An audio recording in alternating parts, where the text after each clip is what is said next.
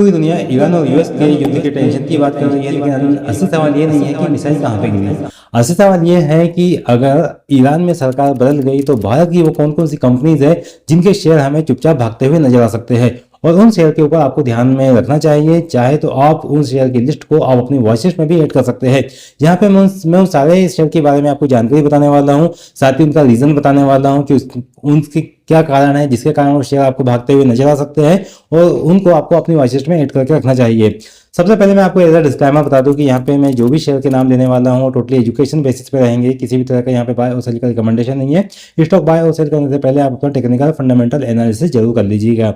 अब हम आते हैं असली स्टोरी पे कि अगर मान लो कि ईरान में सरकार बदल जाती है तो वो कौन कौन सी कंपनीज का शेयर है जिसके अंदर हमें तेजी का मूवमेंट देखने को मिल सकता है। तो मैं आपको यहाँ पे हर वो डाटा बहुत ही आसान भाषा में बताने वाला हूँ, एग्जाम्पल के साथ पूरा स्ट्रक्चर समझाऊंगा कि आखिर उनके पीछे वजह क्या है, कारण क्या है और उसमें लॉजिक क्या है।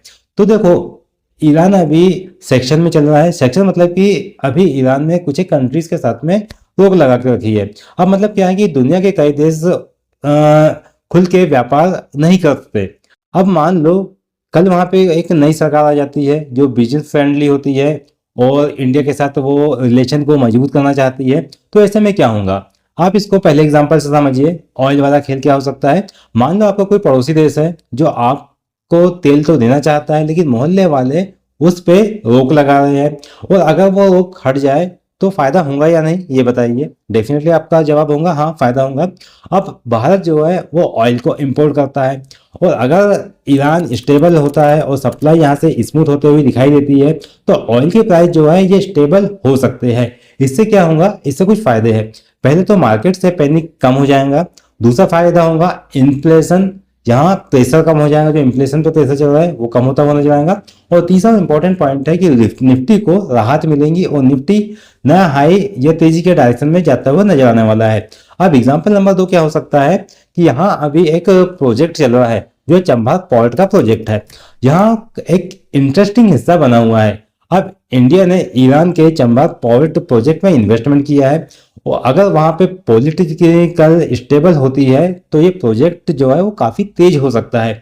अब अगर मान लो कि प्रोजेक्ट वहां पे तेज हो गया तो कौन कौन सी कंपनीज है जो इस प्रोजेक्ट में इन्वॉल्व हो सकती है, यानी वो कौन कौन सी कंपनी है जिसको यहाँ पे काम मिल सकता है।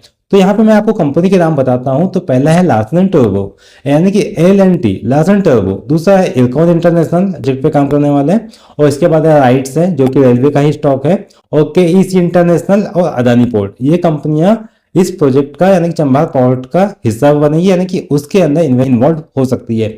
अब ध्यान देना यह है कि यहाँ पे एक बात यह है कि यहाँ पे ये गारंटी नहीं है कि ये स्टॉक भागेंगे ही, लेकिन अपॉर्चुनिटी यहाँ पे बन सकती है। अगर मान लो कि चंबा का प्रोजेक्ट फाइनल हो जाता है, गवर्नमेंट ईरान में स्टेबल हो जाती है और प्रोजेक्ट का काम मिलता है, तो ये जितनी कंपनी का नाम मैंने आपको बताया है ये कंपनियों को काम मिल सकता है, और इनका जब काम मिलेगा तो इन स्टॉक के अंदर तेजी का मूव बनता हुआ दिखाई दे सकता है। लेकिन यहाँ पे इस बात की भी गारंटी नहीं है, लेकिन ये स्टॉक को आपको वॉच लिस्ट में रखना चाहिए और साथ ही अपडेट भी यहाँ पे रहना चाहिए। अब तीसरा एग्जाम्पल समझिए, बासमती राइस वाला एंगल हम यहाँ पे देखते हैं। अब ये बहुत कम लोग जानते हैं कि ईरान जो है ये बासमती राइस का एक बहुत बड़ा बायर है, और बासमती राइस ये भारत से बाय करता है। अब यहाँ पे सोचो कि अगर सेक्शन यहाँ पे हटते हैं और पेमेंट सिस्टम नॉर्मल हो जाता है तो एक्सपोर्ट वॉल्यूम यहाँ पे बढ़ सकते हैं, जिससे फायदा किसको होगा। यहाँ पे 2 कंपनियां इंपॉर्टेंट जो कि बासमती राइस का उत्पादन करती है, साथ ही यहाँ पे एक्सपोर्ट करने का भी काम करती है, जिसमें नाम है KRBL और दूसरा नाम है LT फूड का। यानी राइस एक्सपोर्ट यहाँ पे बढ़ते हुए नजर आ सकते हैं, जिनसे इन कंपनी को फायदा होता हुआ दिखाई दे सकता है।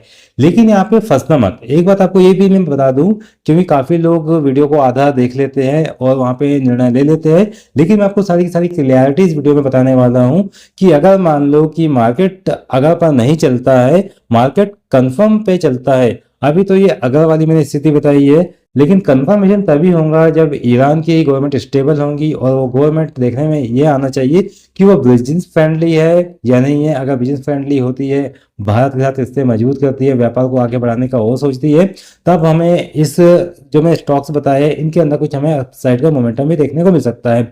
अब एक बात यह है कि जब तक क्या करना चाहिए कि नई साल काल स्टेबल ना हो, सेक्शन ऑफिशियली सॉफ्ट ना हो, तब तक स्टॉक सिर्फ आपको रडार पर रखना होगा और इसमें जो स्टॉक है ये मूव नहीं करेंगे। और जैसे ही यहाँ पे कुछ अपडेट्स आती है तब आप यहाँ पे स्टॉक के बारे में सोच सकते हैं और एंट्री के बारे में ध्यान दे सकते हैं। लेकिन अगर आप पहले एंट्री लेते हैं तो यहाँ पे एक रिस्क का भी फैक्टर हो सकता है।